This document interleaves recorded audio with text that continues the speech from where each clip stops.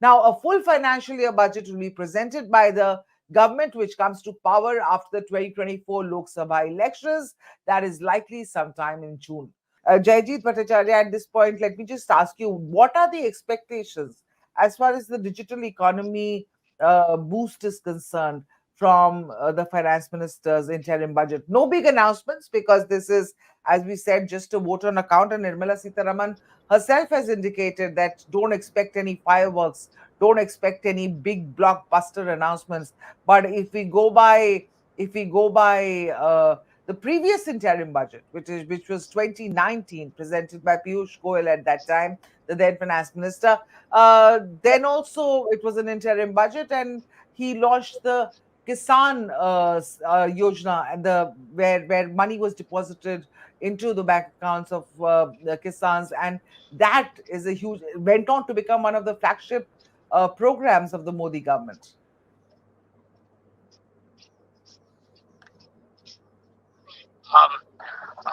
Clearly this budget is for 3 months. It's for the period of April, May, June, by which time the next regime should be coming in. And therefore, anything that is needed, the government expenditure that's needed for those 3 months is what this particular budget, or vote on account as it's called, will be focusing on. Now, in terms of digital, one of the threats that's already been covered in the economic survey, or the review that came out, was about AI. And every month is critical for India from an AI perspective, because the more we fall behind, the more it will be difficult for us to catch up. And therefore, I do expect that, or I hope that the vote on account does capture something around AI. It's a very expensive proposition. Of course, there's a lot of support coming for startups, and the government itself is pushing with its own initiative of Bhashini. And those budgetary support for Bhashini will hopefully continue. And that infrastructure will be made available to the larger public. So clearly there will be, I hope there will be some focus on digital and specifically on AI in this budget. But also at a larger point that you mentioned, even in 2019, it was not a very overtly populist budget, and that was also an election year. So what we expect is the focus will continue to be on really the vulnerable sections in the society, and not very large-scale populist measures. So if the farmers are going to get impacted because of inflation, because of climate change, and so on, then I do expect support for farmers. I do expect support for the absolutely vulnerable sections of this of the society. I think further support for women, which are usually being done in every single budget. So will there be a large populist declaration? I don't think that will happen, going by precedence. That in 2019 also that did not happen.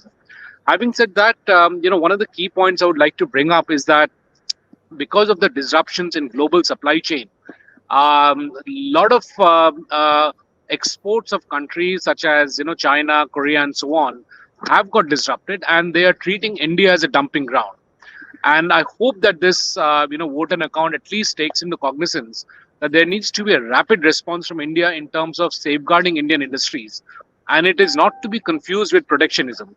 Safeguarding is where there's an assault in the Indian industry, and I can name industry after industry which is getting impacted. There is isopropyl alcohol, which is almost a backbone of chemical industry. There is PVC suspension. Even in critical minerals, ferromolybdenum is getting impacted very, very significantly, and so on. It's a long list.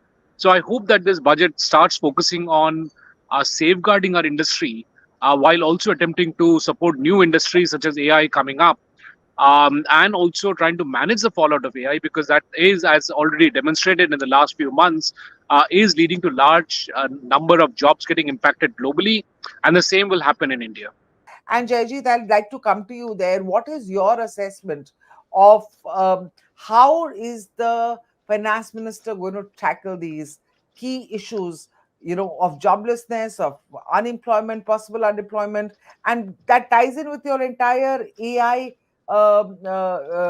challenge points that you also spoke about, because most of our economy is a large percentage of our economy is depending on the digital industry, and that is where the AI challenge is posing a huge challenge as far as a fear of layoffs is concerned, although that's not proven yet. but it's still there. I think those are very critical issues that you laid out, because if you look at on paper, we are doing extremely well as an economy. And if you look at the numbers, the budgets for this financial year was 27 lakh crore of collections to happen. We have already crossed the expectations of indirect tax collection. In fact, we crossed 16 lakh crore of indirect tax collection in Jan. Overall we'll cross the 45 lakh crore of receipts that we were expecting, including the debt. But the challenges are underlying that, which is the issues that you mentioned about jobs to be created.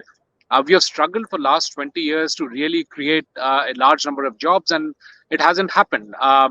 Many reports say that we need to have at least 8 million jobs created year after year. We are barely being able to create 1.5 million jobs. Obviously, programs like Startup India has made a significant difference, but that is also now sputtering given technological challenges such as AI coming in, which I've been calling as extreme automation. Because what has been happening till now is that whenever a new technology has come in, it has destroyed jobs, but eventually it has ended up creating more jobs. For example, when taxis came into Delhi, the Tongawalas went on strike saying, they cannot allow taxis to come in. But now look at the number of jobs that taxis have created. However, AI is turning out to be a very different kind of an automation, and therefore the term extreme automation, where the speed at which it will destroy jobs and the range of jobs it will destroy, right from low-level jobs to high-end jobs, it will be very, very difficult for the government to respond to it at that speed and for the economy to respond to it at that speed. And therefore, conversations such as the universal basic income, or UBI, that was being called, needs to come back into action. How do we make sure that demand does not collapse at the bottom of the pyramid, or even at the top of the pyramid for that matter? We have seen big techs firing large number of people in the last few months, and that is just the tip of the iceberg. It just started. We'll see more and more companies following greater adoption of AI, and therefore a larger number of people getting unemployed. Are there alternative jobs getting created? Is AI able to create more jobs? The industry able to create more jobs? Unfortunately not, because AI itself is being used to create more AI. So jobs like annotation, vectorization of data, and so on, which requires a lot of people, AI itself is coming in and doing that job. So we are going to face a very significant challenge. I don't think that this budget is going to address that issue, but it's a much more deeper policy discussion that needs to happen, and it's not just a once-a-year discussion. It has to be monitored on a month-on-month basis to see how AI is penetrating the society. And the march of technology cannot be stopped by government or by anybody. So the policy hopefully should not focus on saying AI will not be allowed here or AI will not be allowed there, but on how to create other meaningful jobs which help the society, for example, in education, in healthcare, and so on and so forth.